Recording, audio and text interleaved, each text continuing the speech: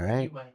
Me? Yeah, you're Do talking. you want to sing a song? Like, do we have a Black Sheep song? That's what you need. A Black Well, I Sheep do have. We song or a do have. jingle. We do Oh yeah, well that's have you any woe? yeah. I don't know if No, that'll work. we have a little intro piece that we do. I probably heard it 1,000 times at the house because Jennifer probably played it over and over, and I just didn't realize that was your thing. But Yeah, I'll pay attention. actually, next time. Joel wrote it for me. Did he? Yeah, he was great. Loved it. I need to call him actually. He's all over my TikTok now. So Oh, is he? He's yeah, out like doing that. yeah, like heavy raising money, doing all of his stuff. So and that's the only social media I actually go on, except for like to specifically go read something that you wrote. I only go on to Facebook for literally that thing because it's a little too much for I get sucked in so easy.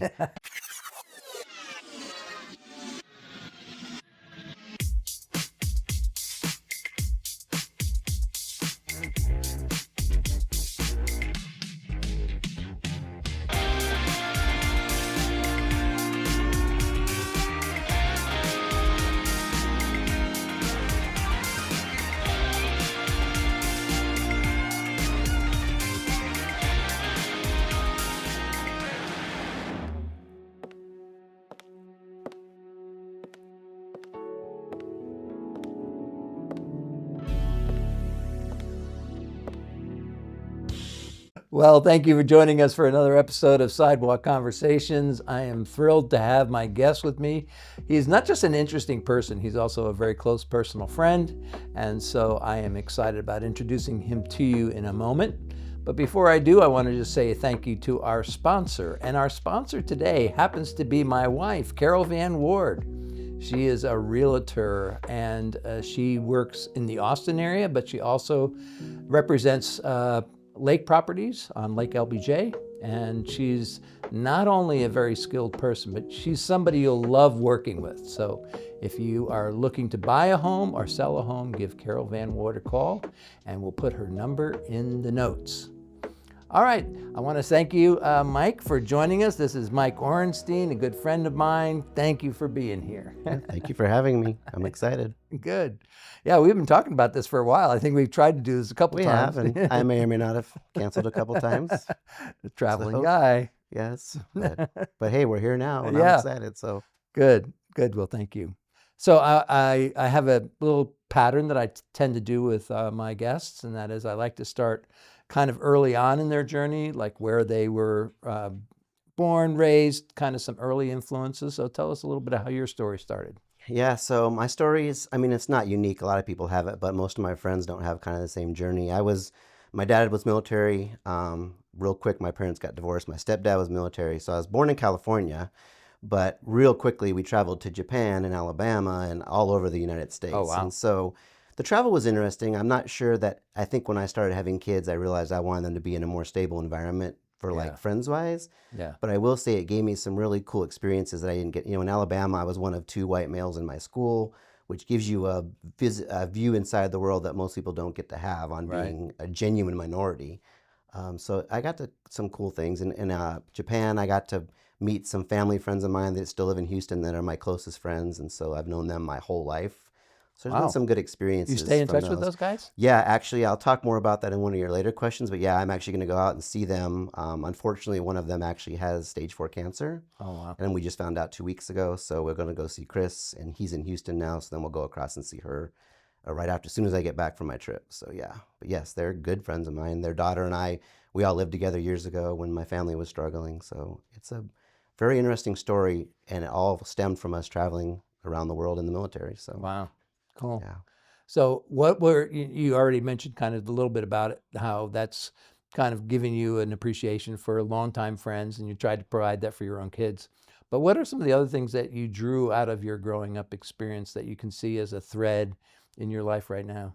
It's so funny because I can actually answer that question better today. We just traveled to Europe, and we went with our whole family went, right? Well, me and the 2 boys that are available. But Gabe is kind of a world traveler. Like he goes to Europe 5 or 6 or 7 times a year. Oh, wow. But being there, one of the things he's super conscientious of is not being the American tourist. Right. Which I have a little different view of, but you know what I mean. People Yeah. know what you say. But Yeah. so he was kind of talking through that as we were there a lot. But I realized that having done as much as I've done in the military with my parents and stuff, I kind of already had that in my head, like being respectful of where you are. in Japan, I was truly an outsider there. And so you want to learn their culture and be a part of their world. And so I kind of Right. already had that built into me there. And not that there weren't things I had to learn and some nuances to how that works, but I already kind of had in my head of, being new guy or the different guy there. And so it really wasn't a huge challenge for me to be, more culturally sensitive as we were there and be realizing that I'm in their world, they're not in Right. mine. Right. But I do think a lot of that early experiences kind of gave me a good background, so it wasn't as challenging as I've seen some other people struggle with when they go to Europe. So And so you feel like that's like a common thread for for like some everything, things in your life where you've always, because I've noticed this about you. You're kind of one of those guys who can fit in a variety of environments because you're just genuinely yourself and you tend to accept people as they are. So is that something you feel like you've drawn out of your life for experience? sure. When I was in high school, it was so interesting, and I have friends today from high school that still ask me about this. But I kid you not, I was friends with the jocks, with the nerds. I was in school in the '80s, so we were all labeled, right? Yeah. Everybody had a label. But I was genuinely friends with every single group of people. I was in sports, but I was also smart. But you're right, I just have this. I don't tend to be drawn towards a single type of thing. I really do like variety in my friends. And so I literally had friends in every group of people, even from poor to rich to whatever. That didn't matter to me as much as who they were as a person. And so, I love and that that. developed even, I wasn't even that healthy of a high school student. I had issues there, but that has followed me all the way through my life. Jennifer and I have both noticed that we're kind of peacekeepers amongst the groups of peoples because we're in both groups or whatever the groups are, right? And Yeah. even at Yeah. church, we find that a lot where we tend to be peacemakers between two different groups of people. And so, it's sometimes a struggle, but I really like it because I don't know, it just has made me a more well-rounded person and has also taught me things that have helped me in like ministry work, right? Because Right. ministry, you're going to work with every kind of person. Yeah. So, Well, that's a great lead into the next question I wanted to ask you about. So you're very active in the recovery ministry at our church, and part of the that I would guess is a product of the fact that you're very non-judgmental. You kind of move into any number of circles and feel comfortable, and they feel comfortable with you. But tell me a little bit about what stimulated your interest in recovery. yeah, in general, my parents weren't really great at the concept of being around for other people, but somewhere along my journey, I just had, being in different groups in school, people would come to me and just ask me questions and say, how do you do this? How do you do that? So as I became a Christian in my early 20s, I just kind of already had this view of, how to kind of be there for other people. And then when I first got into ministry, the church I went to was really good. They had, I mean, hundreds of different ministries, and I just saw the church really being active in the world, and I'm like, I want to be a part of this. Okay. Jennifer and I got mixed up pretty quick in marriage ministry, premarital ministry, those kind of things, all kinds of things. But I kind of always realized that I had that kind of inside me already. The church just kind of helped me put a formation around that, right? Nice. A place that already has a structure involved, because my strength is not doing it from the ground up. My strength is coming into something that maybe has a little structure, and then I can kind of make it my own or build it up. And so, Nice. so You've we certainly always done that with the recovery work yeah, at so recovery Shoreline. is interesting because a chunk down our journey of doing other ministry, Jennifer and I both realized, especially as Chris went off to incarceration, that we both had our own issues. So recovery kind of came as a side effect of already being in ministry and then realizing that we had struggles and that not only do we need to work on our own struggles, but that through our working on our own struggles, we can now help others go through that journey, right? We've been there, we've done that, we know it. It doesn't mean you're done or you're perfect, but, and you're right, the biggest key is when somebody comes to me, I don't have any upfront judgment. I do the newcomers 101, which is anybody that's new. I tell them, I said, you're not going to surprise me with what you say. You're also not going to catch me, like judging you or saying anything.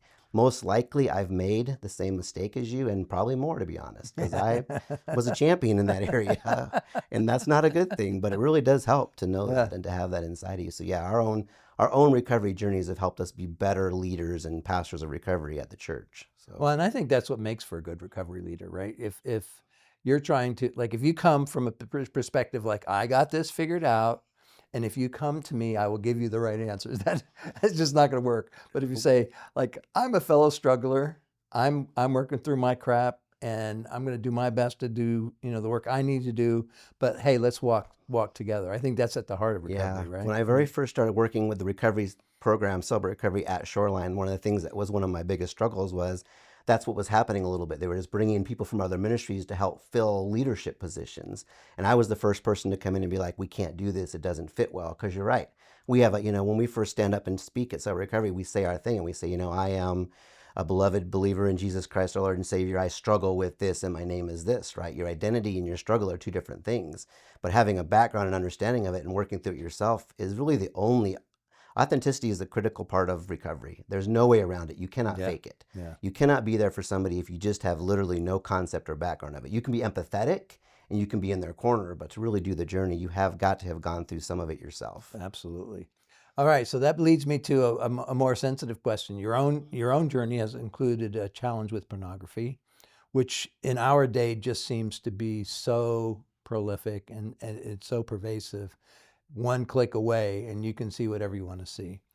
And so I have two questions on that. One is like I've noticed that there are some things you can talk about and there's like literally very little shame factor. Like you can say, I've struggled with drugs, I've struggled with Mm-hmm. drinking, I've struggled with, you can even say, I've had suicidal thoughts, I wanted to kill somebody. And there seems to be more grace for that kind of struggle than if you say, man, I've been addicted to porn. It's just like at a whole nother level. So the Yeah. first question is, what gave you the courage to come up with the willingness, I guess, to say, hey, yeah, no, this is my struggle. You made a great point because you are not wrong. So, I was introduced to, I would just call it pornography. In my day, it was a little bit unique because it wasn't quite the ability that we have today, right? You're talking like magazines. But I Yeah, was introduced to things at a too young of age for my body to understand it. And that's kind of what set me off in that journey. It wasn't like a traumatic event. There were some things in my past that, were traumatic events, but just the introduction to something my brain couldn't conceptualize because I just wasn't old enough is yeah, what put me on that journey. But um, what was it, 13 years ago now at Shortline when I was first standing up and I had just joined Sober Recovery and I was doing my introduction and saying that. And I said, I was addicted to pornography. And in my brain, I felt like the whole room went silent. yeah. That first day we had done a special event, there was like 300 people in the chapel. And I kid you not. Now, to be honest with you, I don't actually know what happened because I feel like I might have blanked out. Like it was uh, so weird. right, But right. having stood up in front of people for the first time saying it publicly really was profound. But the craziest part? After the fact was not judgment, was not any of the things that you have in your head. Yeah, I had a line of men and women, and now so sober recovery, I won't counsel women, and we do right. men on men, so I had to give them to somebody else. But I had a line of people waiting to ask me questions because no one had, even at CR, nobody had said that yet in that CR, and so I was kind of surprised, but also it opened the door to now where yes, it was uncomfortable at first, but now I love the fact that I've been free of it for more than 10 years and I can help people in that journey because you kind of touched on two things. Also, most people don't realize that drugs and alcohol, I think it's pretty obvious that it's an addiction, right? I don't think anybody struggles with saying that. A lot of people don't believe that pornography is an addiction. But in Mm, your brain, it works exactly like cocaine. It rewires your brain, and the only wow. way to stop doing it is to unwire the negative wiring, neuro linguistic programming. It works exactly the same, but the world as a whole doesn't view that, right? So Um, what, like, was there something that finally said, look, I gotta do something about this? Yeah, so it's this is an interesting. It's a long, but in 2008, my doctor said I was doing some things I shouldn't have been doing with drugs and alcohol. My doctor said, "Stop doing it, or you're going to die." I kid you not. But I did cold turkey. Like, you know what? Hey, I don't want to die. I'm not that into my stuff. But what I didn't do was work on my issues, and the reason I was using drugs was from trauma from my past. So I stopped drinking and smoking, but I started doing. My pornography addiction ramped up because, like I said, it's an addiction like no others. Yeah, I wasn't using here. I didn't have a comfort because I hadn't worked on my issues. So I just picked up a whole new addiction. But that had huge effects on my marriage, on my relationship. As I started having kids and they started getting older, I did not want my kids to follow in my footpaths. So at one right. point in time, really when we started getting to CR, I was like, I don't want this in my life anymore. I want freedom from this. And I just made the decision through the help of Jesus Christ. Thank the Lord. I know the Lord because there was no way around that. But it was just a day where I'm like, I can't do this. And the concept of you're only as sick as your secrets is 1000% true. Once it was on the table and out there, people Yeah. asked me, I will be at the Rudy's barbecue place and say, "Hey, Mike, it was cool, good to see you at church." And they'll ask me a question and they'll say the word porn at Rudy's barbecue. Do I love that? I do not. But I'm comfortable now to be like, hey, Yeah. let's go over here and maybe Yeah. talk over here a little bit. But I don't have that shame factor Right, because, right, I'm not saying I've conquered it with the sense of your mind is always going to be a battle until we're in heaven. That's my belief system. right. But I've conquered it with the fact that I don't act out like I did and I have a really good comfort level with talking about it and being open and calling my sponsors and letting people into my life to help me stay on this journey forever. But eventually you just get to that place that you are like, I have got to get this out of me. It's causing damage in the areas I don't want damage. Right. I love marriage ministry. We've kind of always been a part of it. And our marriage was falling apart due to my own issues, right? So I have to make changes there. If I'm going to help others, I've got to fix my own marriage, right? Fix your own house first. Yeah.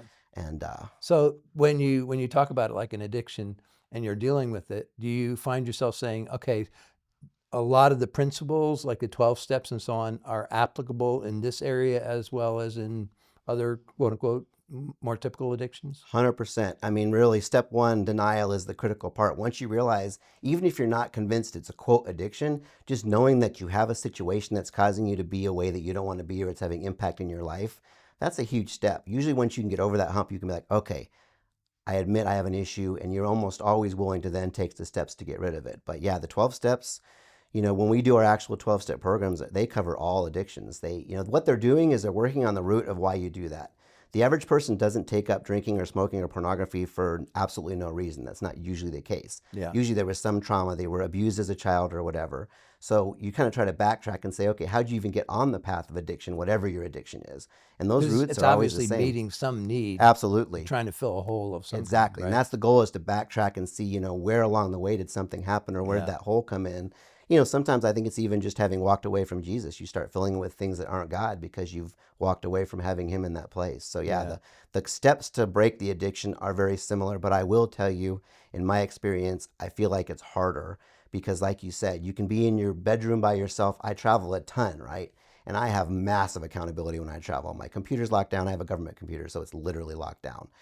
But I am also on the phone with my sponsors and my people all the time because it's something that you literally have no accountability. If you're not willing to take care of it yourself, you're going to do it. And so you really have to put some steps in place so the outcome's a little more challenging to get to, but the steps to get there are exactly the same. So now let's say there's somebody listening to you talk about this and they say, man, this guy's talking about the stuff that I'm dealing with right now, which I'm sure you have people talk to you all the time about that. Almost every day. Yeah. So what is it that you typically say on the front end of it to say, here's 1, 2, 3, what you need to do? You're like, I know you don't want to be in this place. You're tired of it. You feel guilt. You feel shame. What are the 3 first things you tell people? Yeah, so that's a great question. It kind of comes in 2 prongs because sober recovery itself as a ministry actually gears the newcomer night to someone who doesn't even believe in Jesus Christ. So a lot of times if it's someone who I'm not sure believes in Jesus, I will start the conversation with just kind of talk to it a little bit. Hey, walk me through what it is you think you have going on. Give me a little more of your story and your history, right? Just to get them to open up a tiny bit about it, because most likely they've never talked about it in their whole lives. Yeah. So first step is just kind of get some freedom there. On the other side of it is, if you do believe in Jesus, one of the first things we do is talk you through, hey, let's talk about your relationship with Jesus. And have you prayed about this? Have you done any of the, things that you might know to do in this area? Those kind of work out in 2 very different ways. But even in CR, once you've done the first 6 lessons, we actually walk people through accepting Jesus Christ. Because I firmly believe that ultimately on this earth, to really conquer your situations, you need Jesus in your heart. Like, I just don't see an easy worldly view. Yeah. Most of my leaders will tell you they white knuckled it for 10 years and they've accepted Jesus Christ. And not that it isn't hard, but you then have this new foundation. You have this new hope in this person that can walk you through this and be there for you. So it kind of depends on which direction they're coming from for me and how I will approach that. So, man, that's a great word. And there's all these scriptures, obviously, that talk about the Spirit of God that lives within us. So it's not just like I'm adhering to a new set of beliefs. I'm actually receiving something I could never have on my own, and that is the person of Christ. yeah, And agreed. when that Spirit is living in you, you have an access to power that you could never generate on your own. So. Yeah, that's so profound because I found myself the last few weeks with my travel schedule getting kind of off in my own anxiety and even getting myself feeling like it. And so I'll step back and my life coach will ask me, hey, so what have you done differently or what aren't you doing? The first thing is almost always my morning Bible study. It doesn't have to be morning, right? I just tend to do it in the morning. But when I don't do the things I know I need to do to connect with God early in the day, it has 100% impact. And if I go more than one day, that impact is greater and greater. So you're right. And then remembering, like you said, that this isn't a nebulous book. This is the power that has come into us with the Holy Spirit. Yeah. And knowing that he absolutely can fix something that you probably have no control over.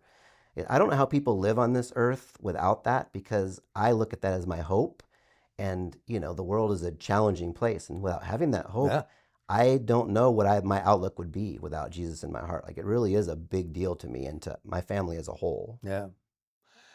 Now that leads me into another area of life that has been a bit of a challenge for you. You have three great kids, and yet you've had challenges like every parent does, including one of your kids being incarcerated. And I'm just curious. Um, I've heard it said this way: you're only as happy as your saddest kid. And so when you are dealing with something that is as difficult as watching one of your kids go into prison, it's at another level, right? Yeah. And so thankfully we just got news that he's soon on his way out, and Yes. grateful for that. But talk a little bit about how you navigated that situation for you and Jennifer, and maybe even how the Lord helped you work through some of that challenge. Yeah, it's interesting you should say it because not only is it hard to talk about pornography, but the accusation against my son is in a related area. And so you won't see people even tell people what their kid's in there for. Now, we know his story. We know that he didn't actually do what he was in there for. But the average person on the street that sees it or reads his thing in there doesn't believe that or doesn't understand Right, that, right? right. But it's so funny because it's not funny. It's interesting, but this is just statistic I think is important. 80% of people that go through this type of trauma get divorced. And the reason they get divorced is not what you would think. A lot of times it's their own internal struggle. They're like, this was my fault. I'm Yeah. responsible. Or they blame their spouse. Hey, you're the one, If like, you had been, right. Like yeah, if you hadn't been addicted to pornography or wouldn't, even though my son didn't even commit this, those are things that still happen in my for relationship sure. because you're dealing with such a high level of trauma. But also just even the dealing with it and going through it and having the ability. When I first started posting about it on Facebook, I was on Facebook back then. Like I said, I need prayers for this. And I wasn't getting specific, but Jennifer was like, hey, I don't know if I really want this out there. But I was like, I want as much prayer as I can get around us immediately. And that at the Yeah. time was the best way to get out the news, right? But we both made a commitment early on to work on ourselves. My wife had her first battle of anxiety ever, and we got help right away. Pastor Cheryl and Kelly and the church went around us like I've never seen before. Like the church, Beautiful. you talked about how we got through it. The very day it happened, I was standing outside the jail. Pastor Cheryl and I had barely met. We knew her a little bit, but it was only a couple years into being here. And she called me out of the blue. She had never, ever called me. And she called me and she's like, hey, I felt led by the Lord to call you right now. And Oh, I was like, wow. I burst into tears. I'm standing on the little parking strip at the prison. They won't let me in because my son's not a minor. My son was an adult when he went to jail, so they wouldn't let me in to see him or anything. So I'm standing literally in the church, in the parking lot Dang. at the prison, crying my eyes out. And Pastor Cheryl calls out of the blue and she's like, "Hey, God told me to call you. What do you need?" And I'm like, for a brief second, you're like, I don't have a doggone clue what I need, to be honest with you. But all she said to me was, "Get your people, head to Otto and Sandy's house." We were already in their small group at that time, and I will have every pastor there that needs to be there. Sure enough, we went over to Otto and Sandy's just on autopilot. Luckily, the prison was in Pflugerville, so it was close. And within a 1 hour period, all the pastors of Shoreline were at their house and just saying, hey, they weren't giving us the platitudes and God has a reason for everything. It wasn't Yeah. none of that. It was like, what do you need? My wife, her anxiety was being spiked because she stopped eating for a few days because she had never experienced anxiety. So the first thing was, hey, we need to get some food in your body, like the tangible stuff. Yeah. And having those Yeah. friends around us, like right away, was just so powerful. And then the Lord has seen fit, thankfully, to make it so early on. Jennifer spiked quickly and got that, where I was able to stay, even though I had a panic attack in the parking lot, I was still able to kind of maintain my composure. So for the first few months, I was being there for Jennifer and making sure she had what she needed.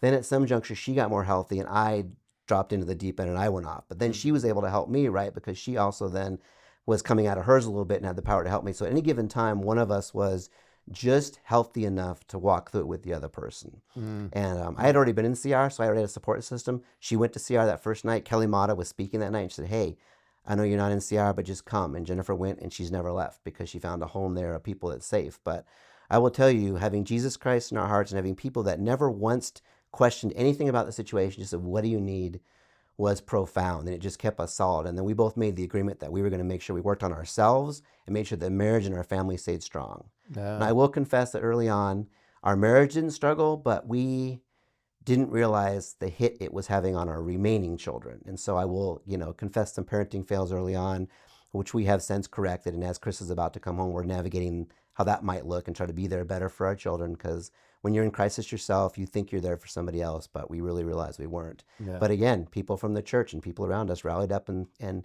stood up for our kids and filled into the spaces that we weren't able to fill in for because we just didn't have the ability. Well, I think So that says a lot about you guys too, that you you had the kind of community already existing so that when the call was made, all these people kind of came around. And that's what I always find myself saying to others is like, when you're going to have a crisis in your life, it's going to come. And like you said, it's going to be navigated with the work of the Holy Spirit in your life through the Lord.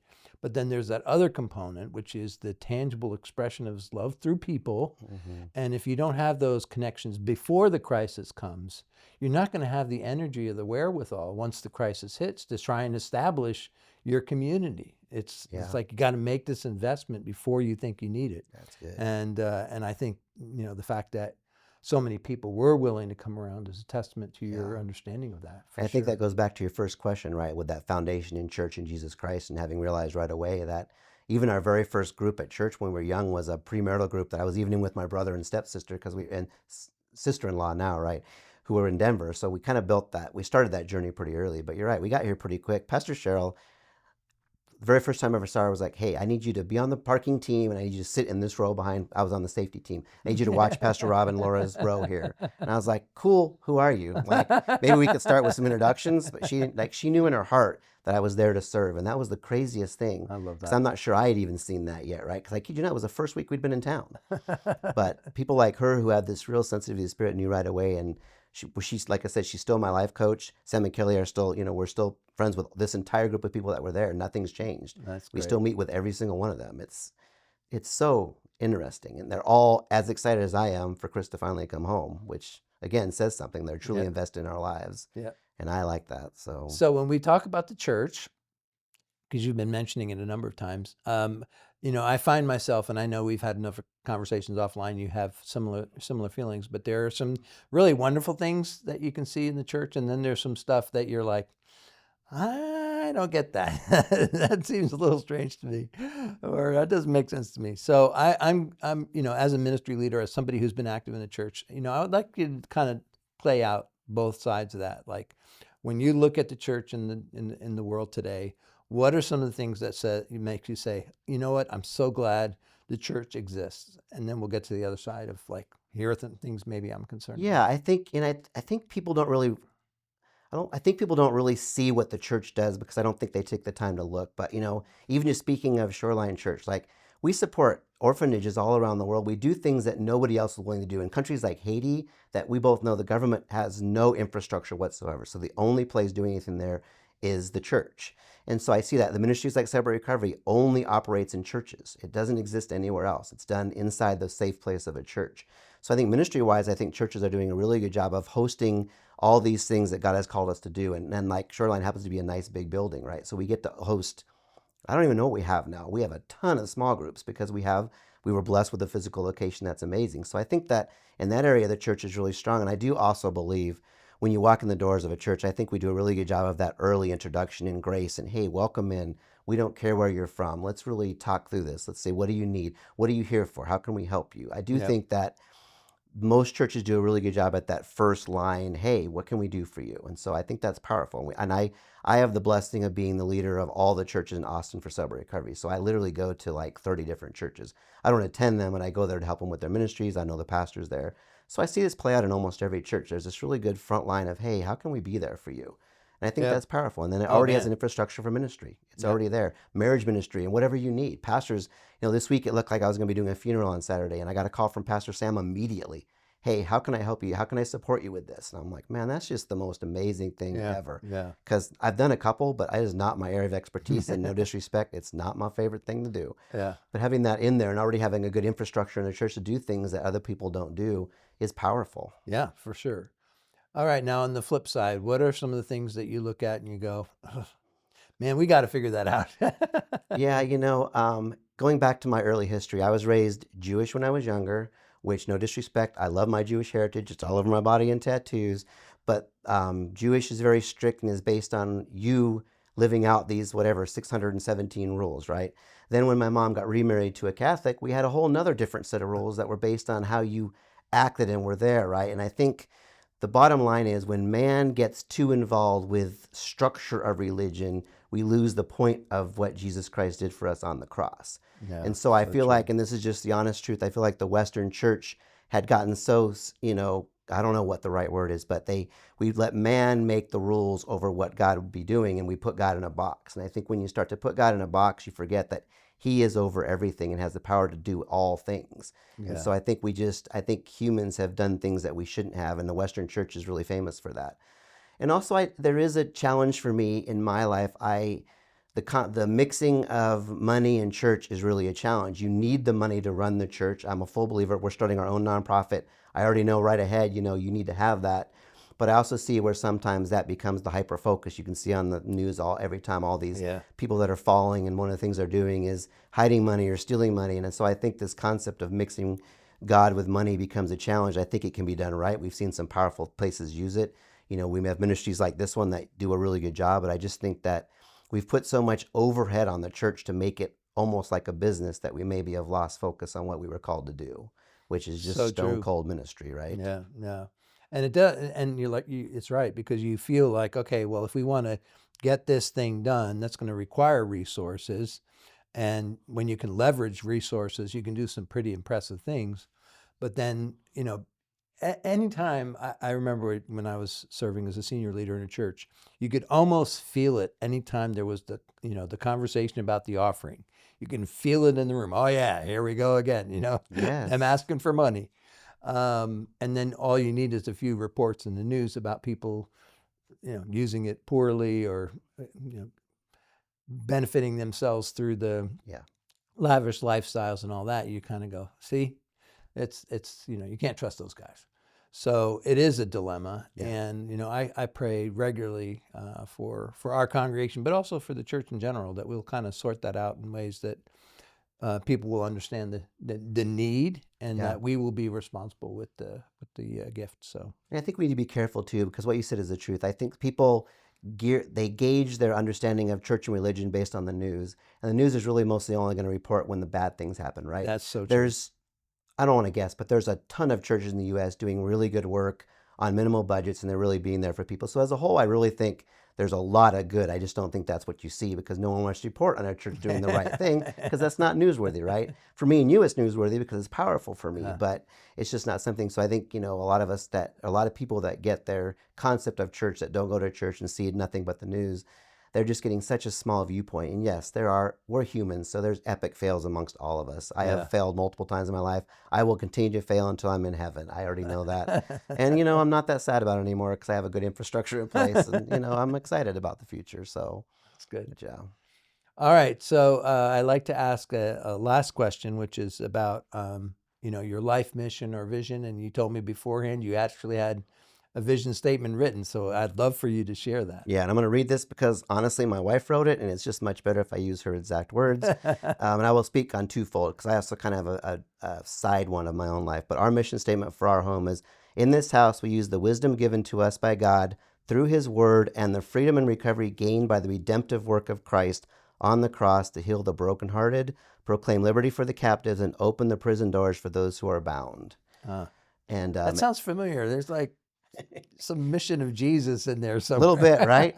Hopefully, right? But my wife, as you know, is profoundly faith driven, where I'm a lot more logical driven, and so she's able to do this. But also, going all the way back to my youth, I saw enough things happen negative that I've always had a protective spirit. Like, I've always wanted to be there for other people. Even when I travel, I'm always texting my wife, even just for safety things. But all three of my boys have this profoundly protective nature. My son has his own security business, even as a side business, and all my boys are there. So also, as kind of a side mission thing, I want to make sure that I'm keeping focus on, we were put on this earth to be there for other people in whatever capacity it looks like. And yes, for maybe us, it's a little more hyper-focused on, and protection isn't just physical protection, it's spiritual protection and recovery protection, right, and all that stuff. But God has seen fit to put that in me, and I've seen it even develop in a much greater capacity in my boys. Like, they took the mantle and have gone with it in profound ways. Love that. So I just love being able to see what God has done and being able to, to do more with it than I was able to do even myself. So Perfect.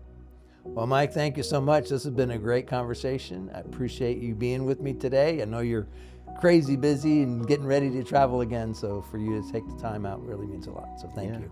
Thank you for having me here. I appreciate it. I love it. Yeah, honestly, talking through this stuff is always good. It's always beneficial. So Thank you. And thank you for joining us. We invite you back and join us next episode of Sidewalk Conversations.